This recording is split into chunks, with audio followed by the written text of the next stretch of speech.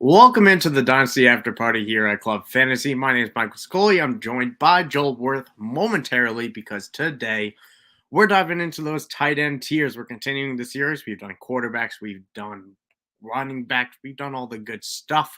And now we got to eat our greens. We got to talk about our tight ends. We're putting them into tiers live on the show. So be sure to stay tuned for that.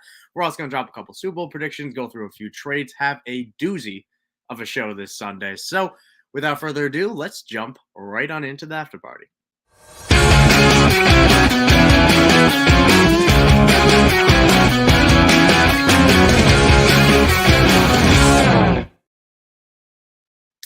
And here we are, Joel. It's Super Bowl Sunday. It feels like just yesterday it was the Steelers getting eliminated and the Packers getting eliminated. But we're here. We're here now. Time to start this show on a sad note. How are you doing today? Doing all right. It is Super Bowl Sunday, which should happen on a Saturday, but the NFL won't do that. But I don't drink anymore, so I don't care. So it's all good. Yeah, I honestly I haven't either. So yeah, and maybe that's a side effect. Maybe that's a side effect of the fantasy football that's happening because we've been feeling good about it. We've been hitting on all of our predictions, every single one. We haven't been wrong on a single one on this show. 100%. Yeah, and we're going to hopefully continue that today. Like I said at the top, we're going to be going into Dynasty tiers and putting those together live on the show, going through it. You have comment sections, people. Let us know what you think as we go through it. But before we jump into that, it is the Super Bowl. It is the day of the big days and the day that we all love. Prediction, Joel. We're going to need predictions. Who wins? Give me a score. Chiefs, 49ers. I like the Chiefs. I'm just not betting against Patrick Mahomes ever after last year. Like last year, I thought the Eagles may be like an all-time great team, and Patrick Mahomes still beat them. So, yeah, I'm not going to bet. I don't think the 49ers are nearly as good as a team as the Eagles were last year, and I think KC is kind of rounding into form. I don't know if there's that much difference between this year's team and last year's team, right? Even though they kind of struggled in the regular season a little bit. So I think they're kind of at peak now. So, yeah, I'm taking Chiefs. I think it's going to be higher scoring than people think. I'll say 30-23. 30-23. We're all along the same line because I'm also going to back Patrick Mahomes. And I don't feel good about either side of this. I'll be honest to you. And I like Patrick Mahomes versus Brock Purdy in theory, but it's going to come down to me of whether Javon Hargrave can take advantage of Joe Thuney's absence inside, whether he can get internal pressure on Patrick Mahomes and flush him out a little bit earlier than he wants to. So it'll be interesting. I think Mahomes still comes out ahead 27-21 for me with the Chiefs. So still, like you, a little bit high scoring as well. But it'll be fun to watch later, Joel. It will be fun. Super Bowl MVP for you, Mahomes? Probably. Let's say I have a hard time thinking it's not. Let's say we can't choose a quarterback. I'll go spicy and say Chris Jones. Ooh, defensive. I love it. I mean, it just never happens, so it'd be fun. Yeah. Hasn't happened since what, the Denver-Seattle game? Something, yeah, with Malcolm, right? Yeah, Malcolm Smith. Yeah, so yeah, that was a while ago. So yeah, it would be a minute. I'll go spicy and just say we'll complete the fandom. Travis Kelce having his Super Bowl MVP with his girl at his side. It'll be beautiful. It'll be amazing. T-Swizzle fans in the chat, hit us up. Either way, let's jump into our tight end tiers. Again, we're going to be putting those together right here. As you see the tier popping up here, we have elite, almost elite, startable with upside, fine streamers, too small a sample size to tell, and then your roster clogging tight ends. Now, we're not going to be ranking every tight end in the league. We've broken it down to the ones that we perceive to have, more roster percentage in those leagues, the guys that were actually rostering. We're not talking about, Bob Tunyon and things like that. I do convert all Roberts into Bobs, as you've been able to glean from this show so far, Joel. But we have that list of tight ends that you see on the screen if you're watching on YouTube, and if not, if you're listening, we'll be narrating as it goes. And on that bottom tier, just because they're rookies and they don't have jerseys attached to them, we have LaPorta, Michael Mayer, Darnell Washington, who I snuck in there, which I really probably shouldn't have done, Dalton Kincaid, and Luke Musgrave, just because it helps us to find them a little bit quicker when putting these tiers together. So, Joel, how are you feeling today? Are you excited? This is a first for us. Yeah, I think this is a good idea instead of, me kind of bogarting the show and just basing I everything off the article. Let's do it together. I love it when you bogart the show, but I don't even, truthfully, I'm going to be honest with you, I don't know what that word means, but I can pick it up with context clues. Elite tier. Let's start. You know what? Actually, let's just go left to right of the Titans we have here. Do you think? I think that's probably a fair way to go. We split it up. We spread out the drama, maybe. What do you think of that? Let's do it. All right, let's start right away. Dallas Goedert, a very interesting type of player right there, coming off of a okay season, right? And we had moments where we liked him. He's obviously been better when Devonta Smith or AJ Brown missed time, but he missed some time himself, and it's been on off the field for Dallas Goedert. So, what tier are you putting Dallas Goedert in? Feels like the definition of a startable with upside, right? I can't put him in the almost elite because there's too much competition, target competition there, touchdown competition with Jalen Hurts. I couldn't go above startable with upside, but he's better than a streamer. So. Yeah, I think that's I'm right along that same thought process. Now, question for you though with Dallas Goedert, do you think that he can make a jump into almost elite if AJ Brown or Devonta Smith weren't there? If suddenly one of them got traded, or they got zapped off the face of the earth, would you be closer putting Dallas Goedert in almost elite, potentially elite? Where would you be thinking about Dallas Goedert? I think that depends on what the offense looks like. It's hard to see him getting consistent targets in that offense, even with one of those guys. I think they're going to find a better third receiver, whether it's through free agency or through the draft. So I expect there to be even more target competition than there was this year. Are you saying Quez Watkins isn't a capable wide receiver 3? I am saying that, yes. Okay. Every so often, I just need to check in on the Quez Watkins train. I have to check in for the truthers. Nor is Olamide Zaccheaus. Oh, what a year! What a year the kid had. Let's move on. Number 1 to the number 1 tight end. At least he was. Is he still? Travis Kelce. I know your love for Travis Kelce hasn't waned too much, but Travis Kelce right here. What tier is Travis Kelce? Is he still elite, Joel? I think he's still clearly elite. Yeah, the question is where, the question is he still number 1? And we'll be asking that question as we go through other elite options. Are you buying the retirement rumors at all? A little bit. If he comes out with another ring today, I have to factor it in. There's a real world that he gets to walk off with his brother into the sunset, and potentially with Taylor Swift at his hand. It could be perfect. It could be a true storybook ending for Travis Kelce, and it's hard for anybody to turn that down. So here's why I'm thinking he doesn't. If they don't win, if they do win, he's got a chance to go for 3, which would be like super historic. And they would easily be the betting favorite if they win, they're going to be the betting favorite to win next year, right? No question. Yeah, they always are with Mahomes. They will always by quite a bit. So, I mean, that would be basically unprecedented. Tony Gonzalez's statistical records are within sight within a couple years. I don't know how much that means to him. But I mean, he could go down as, if he wants to play for a couple more years, he could go down as statistically the best tight end of all time. And third, when you talk about his brother potentially retiring, if you follow those guys at all, if you know anything about them, Travis kind of idolizes Jason. I don't think he would want to take any bit of that kind of shine away from him in any way whatsoever. He's not going to want to distract any of that attention away from his brother. So if Jason does end up retiring, I don't think he's going to want to go out at the same time, because I think that would take attention away from his brother, and I don't think he wants to do that. So I think it's I think it's like 5% that he retires. Yeah, I do think it's more likely that he comes back for 1 year. I don't know if he has 2 in him. I truthfully was a little bit worried with what I saw at stretches this year. I think we saw things that we haven't seen from Travis Kelce before that give us pause between. And I don't care about drops that much, but we just didn't see the production that we're used to seeing with him, and especially with, a very healthy target volume. This was his offense. That should have been. Was that him? It was still very good. I know it was still a very good season, but Was that him, or was that a function of the offense kind of sputtering with Matt Nagy taking over? No Eric Bieniemy. It was a different play caller group. They didn't have until they inserted Rashee Rice in as kind of a full-time snap role.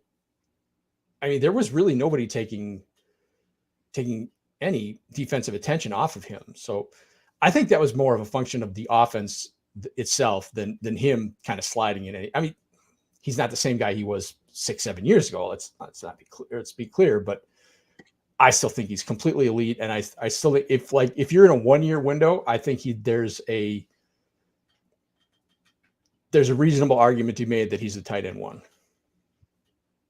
A tight end one or the tight end one? The tight end. Okay. The tight end. Okay.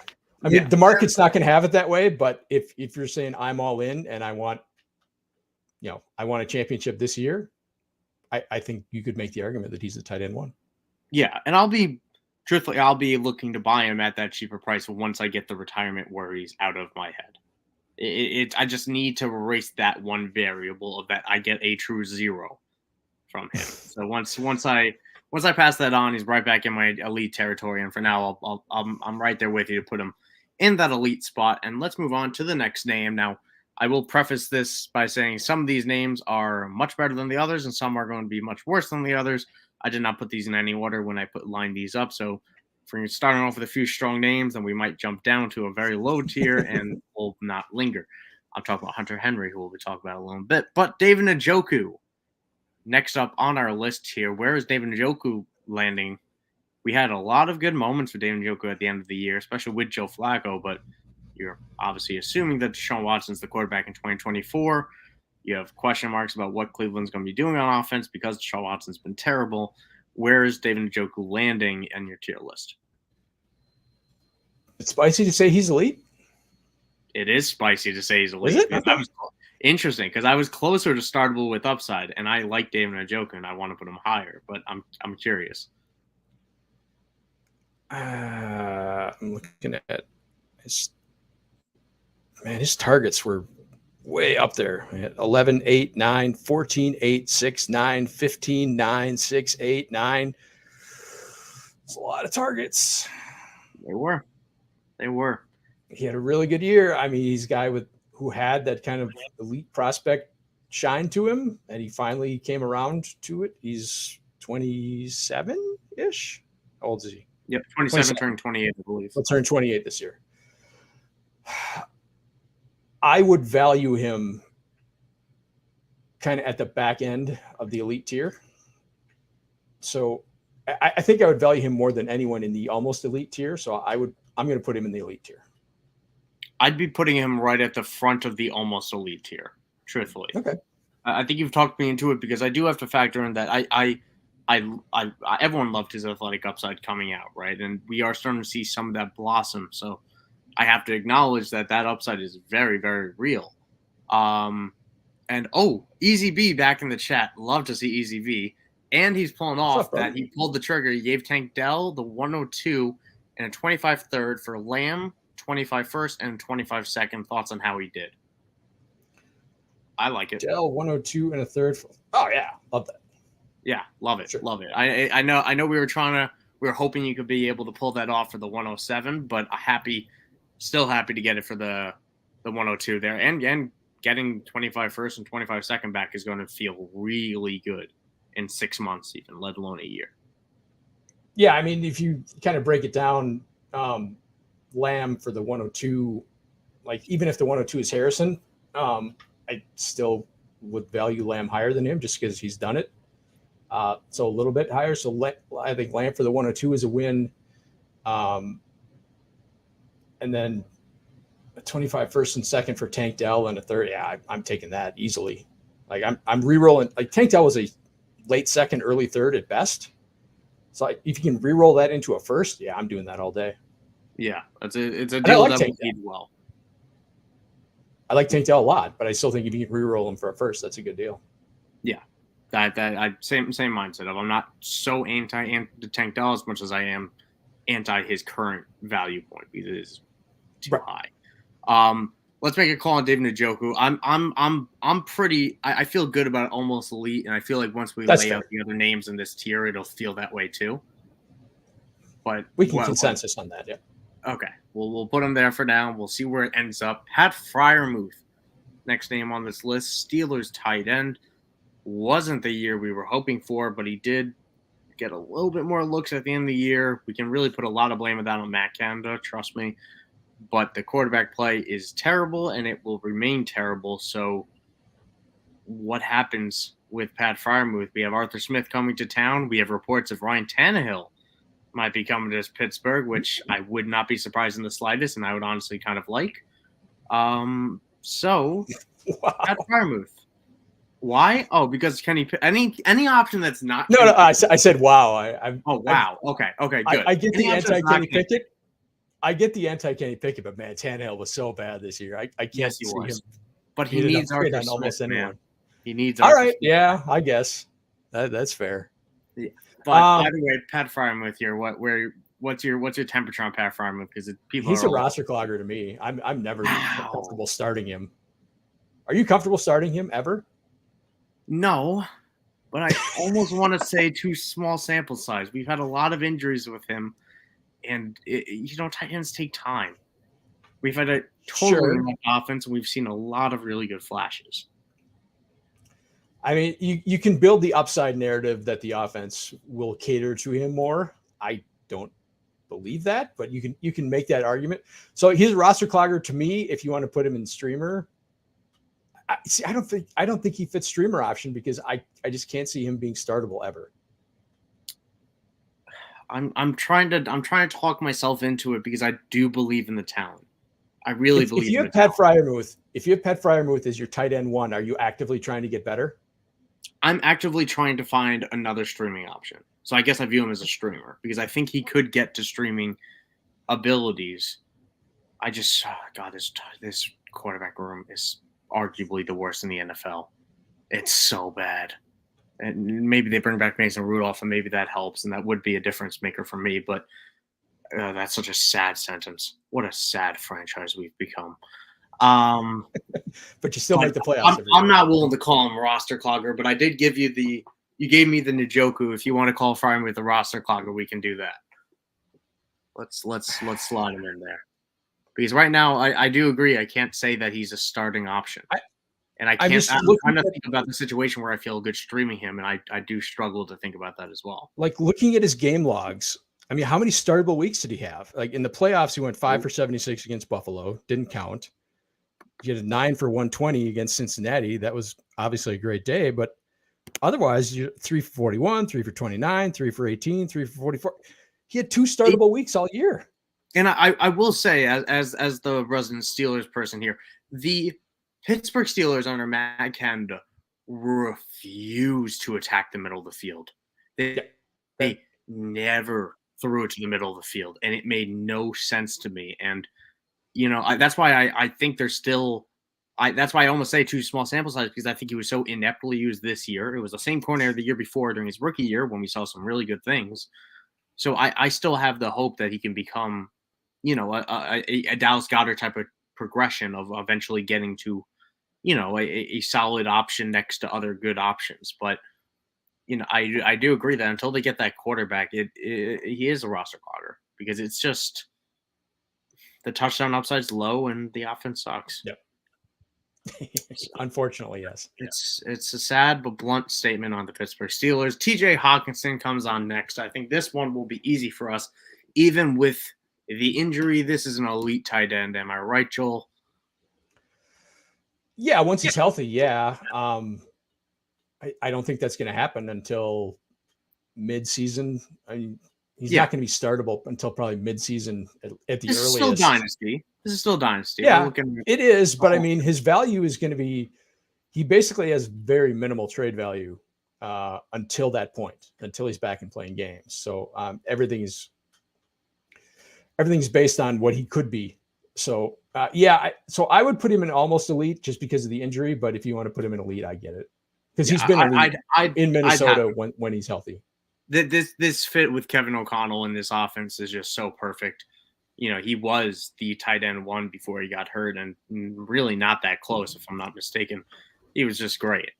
He has the draft pedigree. He has the contract coming up because he's going to get paid. So I'm in. He already got paid. Hockenson. I get the concerns with the injury, but yeah, the injury concerns are for this year. Is a problem for going forward. I mean, the target volume is elite, so yeah, there's no question. Yeah, I'm gonna put him in elite because I'm still gonna take that overarching viewpoint here. Now, Dalton Schultz coming up next on the list. Difficult one because of a disappointing prove-it year in Houston and hitting free agency now, and we don't really know what happened. So, is that someone that we should honestly add another tier? I feel like of we'll see, and that's kind of free agents. Do you think we should do that or put him in roster? I don't think he's going anywhere. His season this year was kind of what I would expect from Dalton Schultz, right? That's I think what I we all got too. kind of too hyped on him his last year in Dallas. So I think this year's kind of is what he is. So I'm kind of fine putting him. I think he's more of a streamer because I don't think he has every week upside. Mm-hmm. But I think he's kind of right on the fringe of that tier. Yeah, he could. Yeah, he has the. If he gets the right landing spot, if he returns to Houston, he could easily pull down a few touchdowns or something like that if he's in the right system. So I'm fine putting him in streamer as well. I can get behind that. Now, the Dynasty darling, the man with, oh God, is he freed? Is Kyle Pitts freed with Arthur Smith now calling plays in Pittsburgh? Kyle Pitts, the next name up here. Been a lot of disappointment, but a lot of good things, and I'm tentatively excited. What do you think, Joel? I'm so scared. I've never not been in on Kyle Pitts, so I can't put him in the elite, obviously, but I'm still willing to put him in the almost elite. Like he's going to be very binary, right? People either love him or they hate him, and his production is probably going to be very binary too. He's either going to be insanely great or basically useless. So I'm still willing to put him in the almost elite tier. And as am I, because I was looking at a few tweets because every so often you get a Kyle Pitts thread on Twitter, and do you want to guess what his target quality rate was? Was it sub 60% again? Among tight ends, like like where does he rank among tight ends in target quality? Probably like 30th or something like that. 36th. Yeah. Now, reminder, there are 32 NFL teams, and most teams don't employ any tight end that matters, let alone two. Right. So that is so bad. And that's not a result on him. That's literally a purely quarterback quality target metric. And it was the same thing for target accuracy. It was also 36th for Kyle Pitts. So we've seen a lot of, reasons for him to blow up at some point. We know the athleticism, his yards per route run, his yards per target, they're all really good. It's just was the scheme and possibly the worst starting quarterback play we've seen over a stretch of season in Desmond Ridder. So I don't know who plays quarterback, but it'll be better than Desmond Ridder, even if it is a rookie, which is not something I say lightly because I don't believe in rookie quarterbacks all too often. So I'm right there with you. Put him in almost elite. I'm willing to die on the hill as well, and I'm trying to buy him where I can. Now, would you put him ahead of David Njoku? No. Okay. I'm not going to fight you on that, but just wanted to ask, see if we could do these somewhat in order. But next name up, Hunter Henry, first round talent, touchdown machine with the Chargers. And then he got Bill Belichick. And it's been quiet ever since. What do you, is he a clogger? Does he have any hope? Yeah, I was going to say, is there any argument to anything but a roster clogger? No, there really isn't. I mean, we honestly, there's so much going to change in the next 6 months with New England that we could make the argument for it in 6 months. But until I see it, I'm not gonna care because I like him as a player. I think he can get to the streaming category. He will get to. I think he'll get back to streaming category at some point. But for now, it's hard to say anything else but clogger because. I mean, his season in the aggregate was pretty good. It was just. It was, again, very binary. It was either great or it was terrible, depending on, whether he scored touchdowns or not. And you couldn't predict it. Yeah, exactly. The offense was so bad that in most cases that wasn't happening. So I mean, isn't he in the exact same space that Mike Gesicki was in last year, where there's going to be people who think that a change of scenery is good for him, but it's probably not. He's probably just not very good.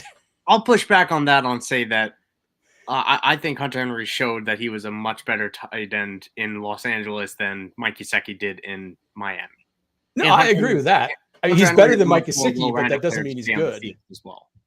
Yeah, that's being better than Mike Gesicki is a pretty low bar to clear. But you know what I mean? He was good in Los Angeles. He was a good player coming out of Los Angeles as a first-round talent. He just dealt with a lot of injuries and was good when he was on the field. I guess you could put him in streamer because he did have some upside games. So sure, he's streamable. I think he's a roster clogger though. I'm with you on roster clogger. I don't want to get this wrong. I'm saying that he could get back to streaming category at some point. But for now, I'm right there with you that he is roster clogger until New England shows that they're anything else. Is he behind Pat Frieirmuth or ahead of Pat Frieirmuth? Behind. Yeah. Okay. I'm right there with you. Isaiah Likely. My guy.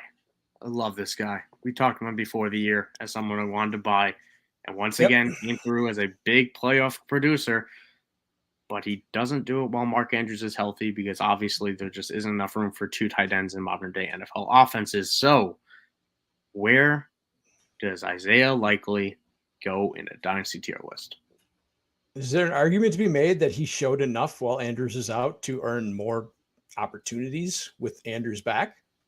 I'd say so, but can we point to a NFL offense in the last 6 years that has used we have to go back to the old New England days, right? Of when we last saw two tight ends hold value. And we know Mark Andrews talked about that going anywhere, and we know how good Mark Andrews is. Yeah. We talked about that preseason too. Yeah. I still think their receiver core is so bad that he could be their wide receiver too. Like, especially now there's, Zay Flowers has got this domestic violence thing hanging over his head. So yeah, I'm not putting him in almost a lead or anything like that. But I still think he's. I think I could get behind putting him in streaming.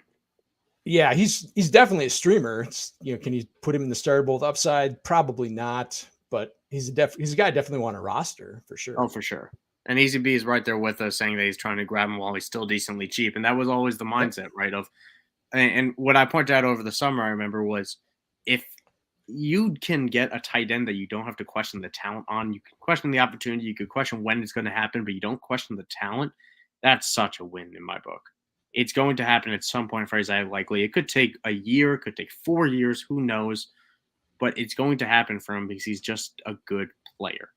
And if Mark Andrews will turn 29.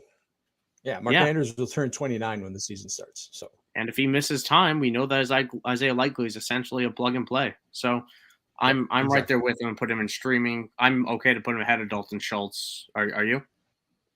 Yeah. Okay, right there. And we also bring up in the chat here, Joe saying, hello, sup guys? Good to see you, Joe. LaPorta is going to be elite. I think we can spoil. Do you want to do? Let's just jump to LaPorta on that note. Yeah, we'll put him in elite, right? Yeah, I mean, I think the consensus. Elite? That's the question. Yeah, the community consensus is he's the tight end one, so I'm not going to argue with that. Like, I'm not going to buck the stream, right? It's you're swimming upstream trying to name anyone but him the tight end one, so he needs to be valued at that spot. Yep, I'm right there with you because he has shown every reason to be exactly that, and he is fantastic. And Joe's saying he actually likes it, which is good. It's good that we're putting out content that people like. That is always our first goal. And then our second goal is to piss people off, which we do pretty well as well. Millie Mills, we make you think, that's all that matters. Yeah, Millie Mills also saying, what's up? Kyle Pitts rocket this year. Yes, sir. Stock is going up. You can use that stock up emoji too, because we're in. We're going to be talking about him all offseason about how much we like him. And he's us saying he's got LaPorta in his league. Dude is monster. Yes, he is. All right. Next up, somebody that I can't quit like a good book. I can't quit Greg Dulcich. I can't. I cut a few people I wanted to stash to continue stashing Greg Dulcich. I'm ashamed of that. I want you to know I am. I know that. It's not a prideful thing for me. It's not. But I still believe in Greg Dulcich, and I need you to talk some sense into me. Is he your Terrace Marshall for me? No, don't do that. No. Terrace Marshall is terrible. Terrace Marshall wasn't. He is, but he all slot corners in college. He was the guy that I loved as a prospect that I just couldn't quit, even though all evidence suggested that I should. So I kind of think that he's your version of that. Dulcich had flashes during the rookie year, and then he was hurt for this entire season. Terrace Marshall got him. You couldn't get on the field when healthy. I'm fully into roster clogger for Greg Dulcich, but you feel free to put him wherever you want. I want to say too small sample size. How many games did he play this year? I got to say, it can't be more than 5. 2? Right? Yeah, that's what I'm saying. Yeah, it was all due to injury.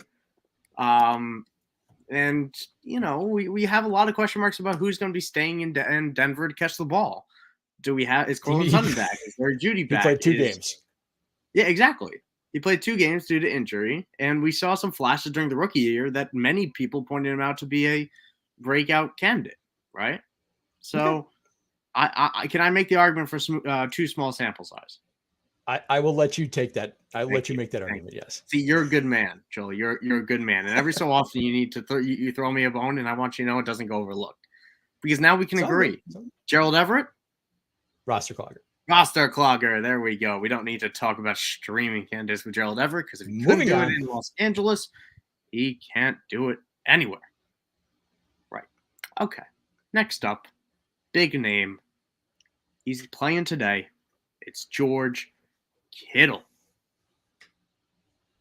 Where is George Kittle going? The guy that is too good for his own good because he blocks so well, and he's a little bit up there in age, has some injury history. Where is George Kittle? Is he still elite? Is he almost elite? Is he below that, Joel? I mean, he's almost elite when he plays. But like he played 16 games this year or 17 games this year, right? 16 games. So I think you got to put him in almost elite, right? I mean, if he can stay healthy for an entire season, he can do it for another entire season. So his upside is so high, like that with that Sunday night game against Dallas when he was just he's 3 touchdowns. Well, I guess three catches for 3 touchdowns, but yeah, I mean he's the upside in that offense is so good. He is so good. He's never going to come off the field because he's such a good blocker. Now, obviously, that comes with a caveat that means sometimes he's off the field because he's hurt, because he plays so violently. But I think you have to put him in the almost elite tier. Startable upside is too low. I mean, that kind of demeans him a little bit. I'm right there with you. Now, the question is, do you prefer Kyle Pitts or do you prefer George Kittle? I prefer Pitts because I think – yeah, the upside is like if you just say that the Kyle Pitts' floor is raised by having a better quarterback and a better offensive coordinator, now he just becomes, not the floor is kind of less 0-ish. I think you got to feel better about now the ceiling becomes even more reachable. So I mean, I would still have Pitts ahead of Kittle. And the community doesn't like Kittle, right? I mean, he doesn't have much trade value because of the injuries. So. Yeah, Kyle Pitts doesn't turn 24 until October. There's just too much left on the grapevine, and truthfully, I might even put him ahead of Njoku, but semantics there. BC's right there. Ryan pointing out in the chat that doesn't Payton hate Dulcich. They did go after Troutman before Dulcich was hurt. That's true. I don't think it's to say he hates Dulcich. I don't think we really got a chance to see whether that is the case. I think he just happened to have a soft spot for Adam Troutman, which is why he drafted him, and then he did nothing. But he's a fine blocking tight end. He's a fine blocking tight end. Yeah, I think if anything, maybe we can attribute that to the other tight ends in the room because that's not what Dulcich would be doing in this offense anyway. And what Joe also pointed out, love Kittle, but as you all know, he can be a Boston season to the Broncos games. Yeah, it is. I think that's like the community consensus on him, right? And that's why he doesn't have much trade value is because people are afraid of him. Yeah, because of the possibility of missed time. Yeah, and he can have a 0 week, right? Because there's so many options on that offense. And then followed up with Christian McCaffrey has Christian McCaffrey has a 3 touchdown game, and you're probably taking a 0 from Kittle. So that's an issue as well. And we do, but and at the same time, if we know Brandon Ayuk is missing, we know Deebo Samuel's missing. All of a sudden, Kittle does normally see a bump in targets as well. Wasn't as much this year because I think we had a relatively healthy 49ers team, knock on wood. Yeah. But yeah, in years past, that has kind of been the case. But let's move on to the next name here, an interesting one in Evan Engram, who had a very quietly solid season in Jacksonville. A very, very solid and as balanced as it really could come for a tight end in nowadays NFL. He provided you a pretty decent floor. And Christian Kirk did get injured in the back half of the year. I'm sure that also affected target volume to an extent. But what's your temperature right now on Evan Engram? I probably need to take an L on Evan Engram. I was anti-Evan Engram forever. I didn't like him this year because, as I rightfully pointed out, like 50% of his production came in like a 4-week stretch in 2022. It was an awesome 4-week stretch. Yeah. It was, but I mean, this year, 140 plus targets, 114 catches. I mean, that's elite, right? In a tight end premium, were you getting bonus for receptions? That's massive. I think I can't, like, I would take Njoku ahead of him. So if we're putting Njoku in the almost elite, I can't put Engram in elite, but I think he's got to be right there. I'd be putting Engram right ahead of Kittle and behind Pitts for me. Yep. I'm still holding out hope on Pitts as well. But yep. And that thought process, because I'm with you along the lines of I'm not going to act like I was the biggest Engram believer in Jacksonvile. I didn't like him in New York. I thought he was unwatchable in New York, and he really he turned it around. It's a good system for him. It's a tight end friendly system with Doug Peterson, and we still will have the same question marks about how much open volume there is in Jacksonville. Is Calvin Ridley back? Can Christian Kirk, recover from the injury and be a target hog again? Because we didn't see him dominate this year as much as he did the year before. So we have all those question marks, but Evan Engram is a constant right there. And he got a contract extension. He got paid. There's really no reason to it's a very interesting tier of guys that are he's the one safe option in that tier. Everyone else can really hurt you on certain weeks. Evan Engram will provide you the most stable floor of those 4 almost elite tight ends. And there's value to that for sure. Let's move on to the next tight end here. Let's see. Do you want to go to the rookie or do you want to go to the next one, the tight end list? Because it's going to get grimy soon. Let's do Cade Otton or Michael Mayer. Which one do you want to do first? Oh, we're going to the crappy tight end, rookie tight ends. Let's do Otton. Okay, Cade Otton stepping up here. Had his second season. Had some decent flashes, but ultimately nothing too crazy to write home about. Very congested offense between the two receivers there, as well as whatever Rachaad White gets. So, Cade Otton, do you view him as a streaming candidate? Do you think he's a clogger? Do you think we haven't seen enough? What's your temperature on Cade? The floor is too low to be a streamer, right? The floor is too low and the ceiling's too low. I mean, he can be a complete zero. He doesn't have anything close to the upside of like a Likely or a Dalton Schultz would have. So, best case for him is too small a sample size, probably roster clogger.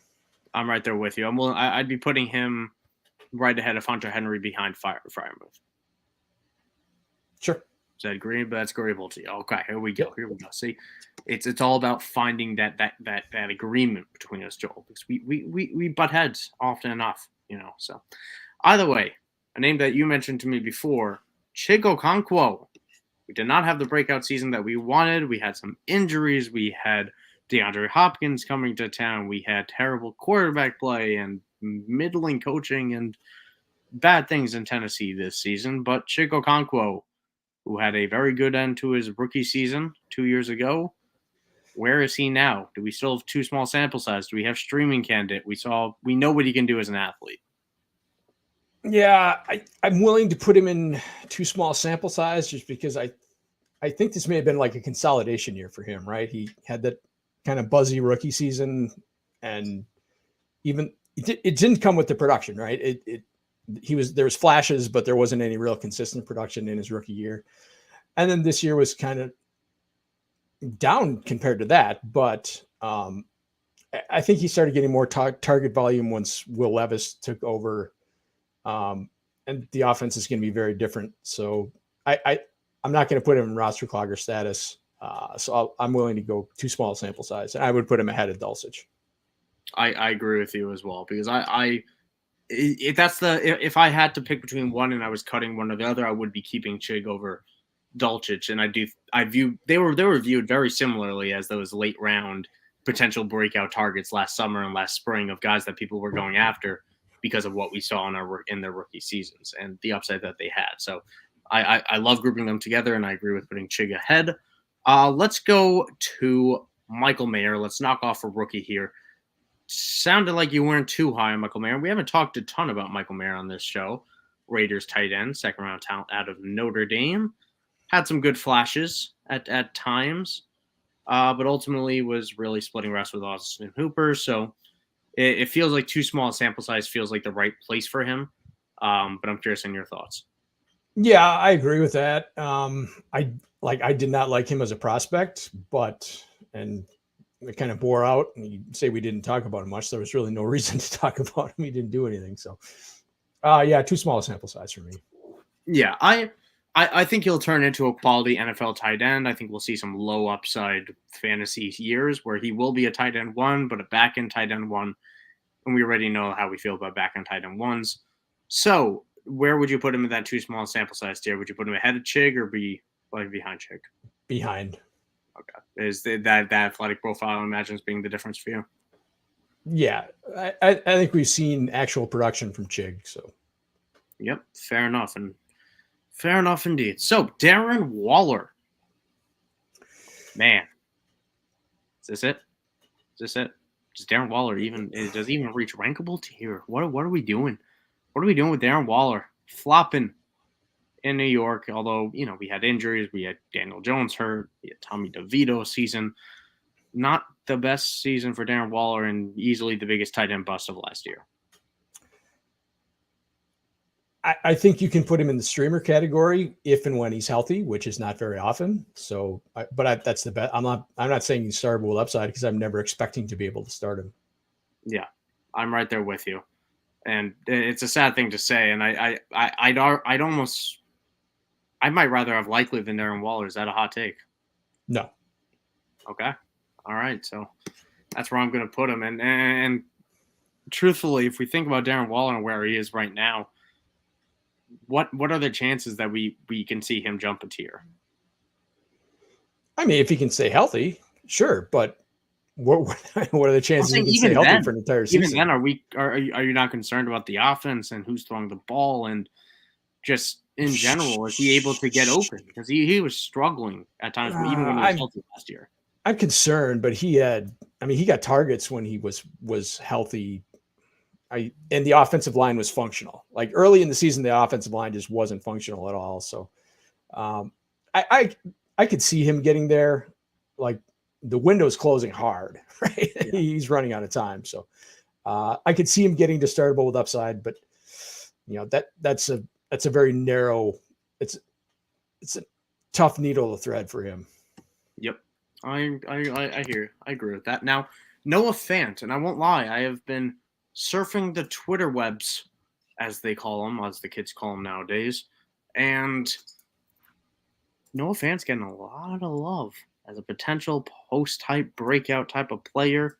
Someone that I've seen it. I've seen more than a few posts about Noah Fant potentially being a breakout at some point, because I believe he is a free agent and could be free of the shackles that held him in Seattle with a rotation of Will Dissly and Colby Parkinson and things like that.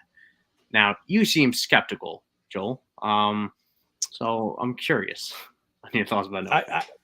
I've been an anti-Fantite for as long as he's been around. Like I dislike him even more than I did Evan Engram coming out of New York. Really? I think Noah Fant is a combine warrior and will never be anything more than that. He's just not a good football player. So he's a 100% roster clogger for me. Ouch.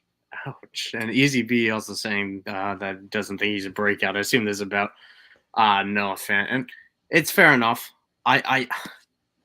I'll agree with you, and I'll put him. Where do you want to put him? Do you want to put him ahead of Cade Otton, behind Cade Otton? It feels like he's still ahead of Hunter Henry. But does it matter? What's your roster clogger status? I don't think it matters where you're ranked. Pat Frieirmuth is top of the tier for Okay, a reason. all right. You're not letting him Okay. slip below one of that tier. I would put him behind Pat Frieirmuth. Yes. Okay. All right. We'll move him there. I have some hope. I really think that he has had such an unstable start to his NFL career that it's so hard to judge. I hope that he could put one together. I think it's possible. I'm not willing to pay anything for him, of course. But either way, I think we have now the definition of a fine streamer. Maybe more. Who knows? Taysom Hill. What is Taysom Hill? You never know when the streaming will start. Yeah, I mean, you almost need his own category, right? Because he's not a streamer because again, the floor is 0, so you're never going to be comfortable starting him. So he's a roster logger for me. And it's not too small a sample size because we've seen the sample. So yeah, he's a roster logger. Taysom Hill, bro. you talked me into it. I'm sorry. I think it's fair because he's the only player. He's the only player in the NFL that once he starts his run, you will get 4 of the next 5 games will be great, and then he disappears off the face of the earth, never to be seen again. It's so weird. You never know when it happens, but there will be a 4 to 5 week stretch where Taysom Hill is a top 5 tight end, and then you start buying into it, and then he's gone.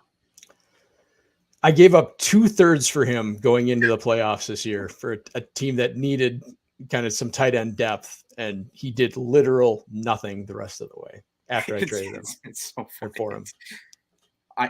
I feel good about having him in his own tier because he's just his own animal.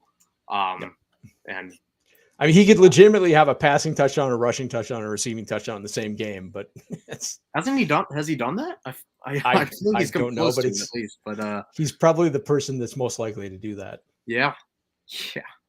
I mean, yeah, he's a guy. Mark Andrews suddenly jumping to a very, very good tight end, and I assume we're going to be putting him in elite. And the question is, where in elite for Mark Andrews? I'm assuming ahead of Hockenson. Is he ahead of Hockenson? Is he ahead of? I think the community rates him ahead of Kelce. I don't, but it's close enough to I can see him putting him right behind LaPorta. That's fine. Right behind LaPorta. All right, yeah, I'm right there as well. I think, especially like you said, with the Zay Flowers situations, there's even more of an emphasis on Mark Andrews, who somehow almost made a comeback for the playoffs, which would have been nuts, given his injury that he suffered. So, either way, another tight end here, Tyler Conklin, who roster clogger. I was about to say he had some decent volume over the back half of the year at times. We have a lot of question marks about who the number 2 in New York will be. Do you have any slight interest in calling him a streamer, or is he strictly a clogger? Are you ever going to be comfortable starting him? Ever? No, but I'm not comfortable starting Dalton Schultz. I can see an upside with Dalton Schultz. that I will never see with Tyler Conklin. That's fair. That is fair, and I'm definitely not going to be arguing too much about it. Do you put him ahead of? I'm just going to put him ahead of Fant. Why not? Sure. Okay. No, actually, I'm going to put him behind. He's younger. Juwan Johnson, the another guy that scores touchdowns and then disappears. Man, this guy is such a tease for me. I've liked him for so long, and then he completely zeroed this year until the end of the year, and then he was doing what I expected, the Taysom Hill I traded for to do. I think he's clogger, man. I'm sorry. I think he is too. I think we know what he is. No, I know. I want him to be more, but I have to. Our show is about telling each other the hard truths. I agree, and it's not too small sample size anymore. I mean, he is what he is. So. It's been multiple years, yeah. I'll put him ahead of Fant for you. If that makes thanks. Next on up here, and we have another really good option here. Like I said, these were all out of order, so we are ending on a few good names here, as well as the rookies we still have to get into, a 3 down there. Trey McBride, a very, very fantasy-friendly name right now, who had a great end to the season, but really didn't do much in his rookie year, but that's somewhat to be expected. How high are you on Trey McBride with what we have here? I'm thinking startable with upside, but I want to hear what you're thinking. Dude, I'm going to put him ahead of Hockenson. Explain yourself. What do you want from Hockenson that McBride didn't give you once Kyler got healthy, and once they got rid of what's his face? Ertz. I can't even remember his name. Ertz. Don't do that to Zach Ertz. Zach Ertz had a terrific career. It's just at the end of the line. Now, let's look at his Trey McBride, but I do feel like I feel like we made it into something that he wasn't. I mean, he still had, he had 2 games over 50 yards after, what's it called, from like week 10 on, pretty much. His target numbers from week 7 on were 6, 14, 5, 9, 7, 9, 9, 11, 8, 7, 6. Yeah, and we have seen that upside of him having big games as well, and that is something you have to factor in. Of he had 200-yard games, he had a 95-yard game with the score, and if Arizona gets better, those touchdown opportunities should increase. If Hockenson were healthy, I would have Hockenson ahead of him. Hockenson's not healthy. Concerned? We don't. The modern day world with injuries, man. I'm not. He tore his ACL. He tore his ACL in January, so that means he's not coming. I mean, he's not going to be productive until at least October. At least, like probably towards the end of October. And it is a pretty open system. You know what? McBride may have 50 catches by the time Hockenson comes back. I don't feel good about it. I don't feel good about anointing Trey McBride as elite already. I won't lie to you. I'd be putting him at the top of almost elite. I just feel like we haven't seen enough to crown him here, as opposed to these guys that have proven it over 16-plus games of LaPorta, Mark Andrews, Travis Kelce, Hockenson. We've seen those guys produce over a long stretch of games, and we haven't yet for Trey McBride. It's been a nice stretch with Kyler Murray in his second season. And everything should suggest that he continues. I want to see more before putting him ahead of the tight end 1, but I'll agree with you. If you want to make it narrative based, he was the number 1 receiver. He was Kyler's number 1 target on an offense that had Hollywood Brown, who was like his best friend. Right. So I don't see a world where he's not their number 1 target next year, unless, maybe it's possible they draft Marvin Harrison. I mean, that's in play, but I mean, the most likely scenario has McBride being their number 1 receiver. Yeah. I mean, Marquise Brown missed time at the end of the year. And he didn't play from, I'm not sure what week this was, but from the November 26th on, he didn't play. And then, we had some injuries that he was dealing with throughout the season as well. But yeah, I hear you. And even if Marvin Harrison comes to town, he's, Kyler Murray could support 2 weapons for sure. Yeah. I think that offense could be productive enough. Yeah. And Marvin Harrison would help Trey McBride, truthfully. Sure. Open up the middle of the field for him. Sure. Yep. EasyB also bringing up, watching out for Jeremy Ruckert out of New York. So day 2 pick, Long Island kid, by the way. Long Island kid, Jeremy Ruckert out of Lindenhurst. So is there any? I liked him as a prospect. Yeah, I didn't put him in a tier here. If he was, I imagine it'd be too small of a sample size. I think that's the only thing you could put him in. Didn't play. I mean, there's no reason to roster him right now, but this guy, I think he has a chance. Yeah, there's worse players to stash. There's definitely worse players to stash. No, for sure. Ruckert, especially I would rather stash Jeremy Ruckert than Noah Fant. You would. I wouldn't. But that was to knock down Conklin. He says that's fair as well. And honestly, I expect Uzomah to get the boot out of New York this year, so we'll see what that does for Jeremy Ruckert's snaps, and what it does for Tyler Conklin. I do still think Conklin gets the run ahead of Ruckert, but we'll see. And ultimately, we're arguing over Aaron Rodgers' tight end in New York, and yeah, exactly. So, and there's a world where they draft Brock Bowers too. Yeah, there's that world exists. Although I mean, who knows? Tight end here. Let's go to another rookie, Darnell Washington. If you're putting Frieirmuth and roster clogger, where are you putting Darnell Washington? Too small sample size. You could make the argument for too small a sample size, but he's probably a roster clogger.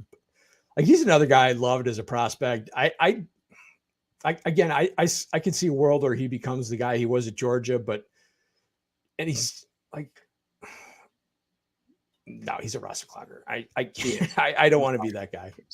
It's Pat Frieirmuth's going to play ahead of him. We've seen other tight ends in Pittsburgh play ahead of him of Hayward at times because his job is to block, catch eligible number 6 or third right tackle or third tackle.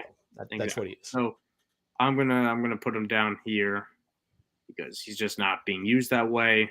And Gerald Everett will get the bottom of my boot. Cole Kmet, who we have fought about on this show. Not that I'm the biggest Cole Kmet guy. I just think he's not terrible, and you seem to think so. Cole Kmet, fine streamer, feels like safe to say. Yeah. I'm not like startable with upside means I think he's an every week starter, and I can't get there with him. So like startable with upside means he's got to be a top 12 guy. I don't think he's a top 12 guy. So I'm going to go streamer. Yeah. Yeah, it seems fair because especially with the volume we expect out of Chicago, we don't know if it's going to be Caleb Williams or not. If it's Caleb Williams, would you bump him up to startable with upside? Nope. No. Okay. I'm going to put him ahead of Darren Waller though. Okay. I'd be tempted to put him ahead of likely, but I won't just because I do think the talent gap is substantial there, even if the opportunity isn't.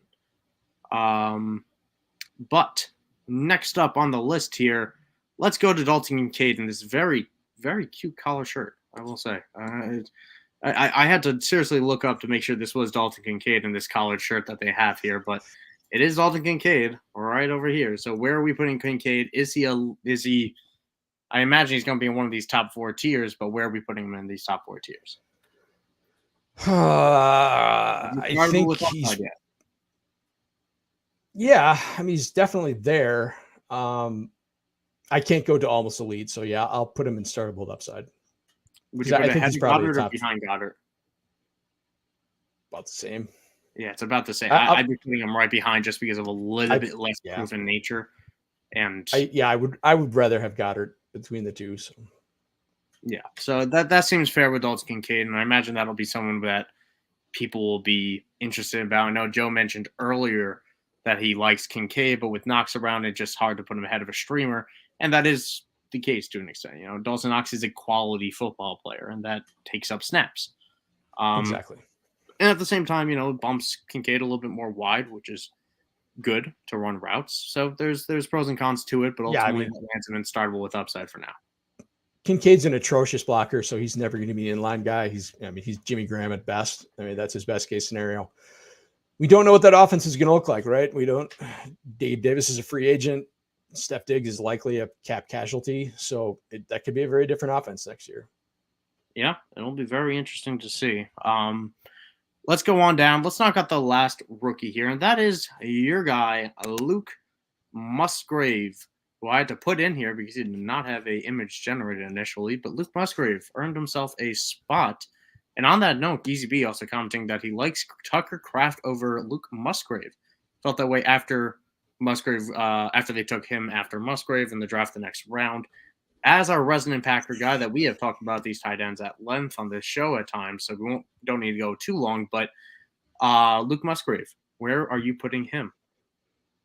I think he's kind of the definition of startable with upside, just because, like we talked about the Packer offense last week, in that they're a super spreader offense. It's going to be a different guy every week, but like they're going to play a lot of 2 tight end personnel because they like Kraft and they like Musgrave. He's going to get a lot of snaps. He's going to be on the field for basically every snap. So, as much as he can handle, basically. So, and there's going to be smash games with him. There's going to be risk. There's going to be massive downside just because there's so many options there. But the upside is going to be big enough that I'm comfortable putting. I think he's a top 12 tight end. So I think he's in the startable with upside.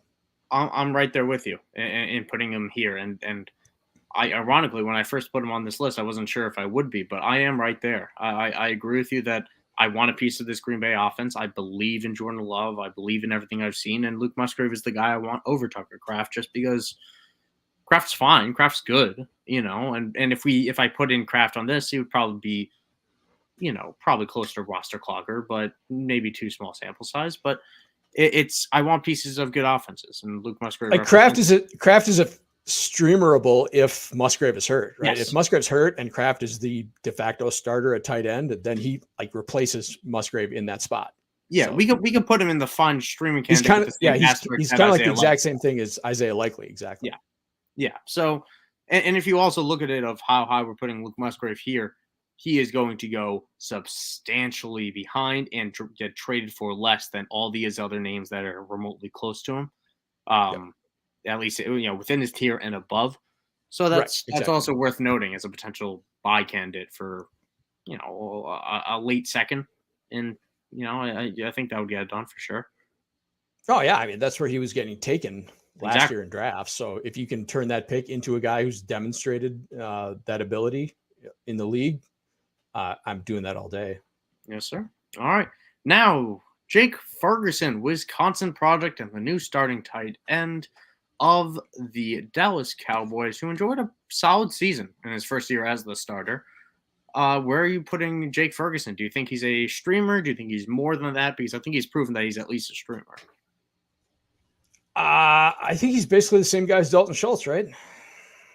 Yeah, I think that's fair. I mean, he's going to have some good weeks, and he's going to have some 0 weeks just because of the offense he's in. So it's an offense that utilizes right there with Dalton Schultz. Skill set very well. It is what it is. He is what he is. So, where would you put him within that streaming tier though? Because honestly, I mean, let's not disrespect Schultz too much, because when he was at least in Dallas, in this Dallas system, very productive for fantasy. I think he might be the top of this streaming candidate. I was going to say I would probably put him ahead of Likely. I think the community is higher on him than Likely. So, yeah. Yeah, it's just a lot more volume coming his way. And we have last and possibly least Logan Thomas, who dealt with a few injuries this year, as usual, got speared. Are you willing to put him ahead or behind of Gerald Everett? That's the question, right? And, I think he's overcome more than Gerald Everett. Okay. He was a former quarterback, worked himself into a real role. And at times, there's question marks. There's no point of this. Who cares? We've already spent more mental energy than we should. Yeah, let's just put him down. I'll put him behind. I'll put him behind. He's older, a couple of years older. And I believe that wraps it up. I don't think we're touching on any of these names below, because I don't think we can be bothered to, because who cares at that point? Because really, these are our tiers, our tight end tiers right here. And I also want to shout out and thank the amazing tier maker site, which love using. And we'll be sure to take a picture of this tier list, put it out on socials, and you guys can bash us accordingly. Let us know what we got right, what we got wrong, and especially what we got wrong. So with all that said, Joel, that was fun. We're running low on time, but I know you had a couple trades that we want to get to. Do you still want to talk about those? Sure, you can hit them real quick. Yeah, those are fun. Especially the one that you brought up at the end here. So, this last one's going to get a smile at everyone. But 12-team Superflex, not tight end premium, trading the 108 for Devon Achane. I got to get that out of my system. I like this. It's a lot to pay for a running back, though. I might. It really depends on where my team's at, but I'm curious because you're a big Achane guy. I am. So I have HN in this league. I am the defending champion in this league. I'm holding HN for the 108. Really? Yeah. Interesting. Is that a pro HN take more than is an indictment on the class? I think the line is like 107, right? Once you get past the Dunze. This is a non-tight end premium, so I wouldn't value Bowers as much as I normally would either. So I think this is pretty. And if you look at like my team build, I'm strong at receiver and kind of soft at running back. So I think I would rather hold HM, but I think it's an interesting offer. I'll say that. Yeah, I think this is probably the line, right? Yes, this is. I would trade HM for the 107 without a second thought, and I'd hold them for the 109 without a second thought. So 108 seems just right there. I think I lean the pick slightly, just because even in non-premium, I would view Bowers in a very elite tier of what could be. And if we were putting him in the tiers that we just made, we'd be putting him, right up where we viewed Kyle Pitts. I should say this is a start 9. So I think the value that HN brings, the upside that he brings, is kind of more valuable. And this is also a league where there's not a lot of trading. So, like normally, if this is a league where there was a lot of trading, kind of horse trading league, and I could easily move that 108 and do some other things with it, then I might be more tempted. But this is a pretty quiet league. There's not a whole lot going on, so that makes it. If I'm losing the flexibility of moving the pick, then I'm going to lean toward the player in that case. Fair enough. Let's move on. 12-team Superflex 2-point tight end premium this time. Kyren Williams for the 203, 209, and 303. So not a ton for the breakout that Kyren Williams was this year. I'm still not that in on him personally. No, to be honest, I'm gonna get ridiculed for staying off this train. Probably. I need to go back to the lab and figure out a way to explain how much I don't believe in this still. But I'm curious on which side of this you ended up on. So we talked when we did the running backs a couple of weeks ago that I don't like trading for running backs, but man, I feel like I got to. It's a good cost for him. This is a good cost for him. I will say. I want to emphasize that. It's I've got 2 top 5 picks in this league, so like giving up the 3 picks doesn't really affect me that much. I think the upside is worth it for like if he's going for a late first. That's probably the community evaluation of his pick value. He's probably pretty close to HN, right? So 108, 109, something like that. Like, would you give up the 203, 209, and 303 to get to a first? I would. So yeah. No, I'm right there with you with the process here because once you get to the back half of the second round, you are really throwing darts.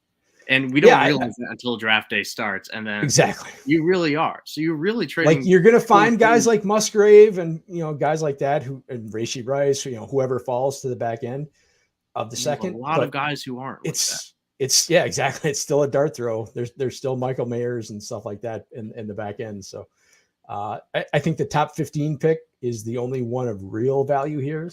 I think I got to do this one. Yeah, no, I support it. I even as a Kyren Williams doubter, I do definitely support it because I would have expected him to go for a first at this point. And the thing is, if you're right about Kyren Williams, if people are right about Kyren Williams, he still has 2 more years under his rookie contract. It's a very good dynasty track window that he has going for him. And now for our lovely listeners that waited through, you get to end the show with a chuckle because. Honestly, Joel and I are both upset about this. Joel more so because it's actually his league. But 12-team Superflex tight end premium, DeAndre Swift, Gabe Davis, and Jerry Jeudy, and a fourth for the 102. So Marvin Harrison Jr. essentially, or Caleb Williams for DeAndre Swift, and 2 garbage receivers. I am finally admitting that on Jerry Jeudy, and a 4th round pick. Wow. This was a kind of first thing in the morning notification. Kind of woke up, looking at my email, and saw this, and just my jaw dropped to the floor. Why? I mean, we do the go better trade or do better trades thing. This is awful. This was an orphan manager coming in and giving away the 102 for. Like if you're taking over a team and it's that bereft of talent that you need to give up a pick, an elite pick, a highly valuable pick just to fill out your roster, tank, just keep the pick, keep the valuable player and just play for next year. But this is a terrible deal. What makes it even worse as well, which I thought was the case, but just looked up to confirm, Swift's a free agent too. Yeah. It's no guarantee that he returns to I don't even know if it's a friendly situation for Philly anyway, with brotherly shove and all that. If that got banned, it would be. But it's just not much here I want. And you're giving up Marvin Harrison. We talked about last week how Davis and Jeudy are basically roster cloggers at this point. They are very much so. So, yeah, what are you that high on DeAndre Swift that you're willing to give up? Yeah, this is maybe it's just not a Marvin Harrison guy, man. Maybe not, but again, you're still giving up a ridiculous amount of value in this deal. So, I mean, you're looking at 3 guys who are probably all going to be in different situations, and they may not be as good as situations as they're in now, and they're not in good situations now. So, you're looking at 3 guys who could be out of the league in 2 years. Also, 4th, you could get Puka with the 4th. The next Puka. I doubt it, but I mean, the next generational record-setting. That's where you're going. Good luck. Good luck with that. They do not grow on trees. Or you could have Marvin Harrison. Or, well, it's boring. Known products. You get to roll the dice for free agency. Have some fun with it. Yeah. Exactly. Either way, thank you all for tuning in to our Dynasty tier list episode put together on this show. I'll be putting in timestamps so you can skip around and hear what we say about each one. Maybe not the Logan Thomas of the world. Maybe I won't be putting markers for those. But either way, thank you all for tuning in. For myself and Joel here, you can follow us at Michael__Scully. You follow Joel here at the Joel Wirth. And you can follow Club Fantasy at Club Fantasy FFL. It's where all this amazing content comes from. It's where you should definitely be following to read the articles that Joel is amazingly writing on Dynasty and all the other amazing content that the Club Fantasy team puts together. And I really encourage you to check it out at clubfantasyffl.com. And with all that said, it's the Super Bowl Sunday. We're going to let you go. Enjoy. Get your watch parties going. Try to get to the gym before you eat all your nachos. That's what I'm going to do. Get those chicken wings in the oven. Get the chicken wings in the oven. Get the ribs in the smoker. Do what you need to do. Either way, I'm going to be hopping off here. Joel's going to be hopping off here. And we're going to be watching some football today for the last time in a long time. But let's end on a happier note. Thank you all for tuning in. Remember, Dynasty, it's like a disco ball. Keeps on spinning year-round. So join the club. Next week, starting at 11 a.m. Eastern, is where we're going to be switching to doing the after party in the morning. So get those parties started earlier here at Club Fantasy FFL. We will see you next week. Best of luck with your Super Bowl bets, because I imagine that's what we're writing on. Bye. Peace, everybody.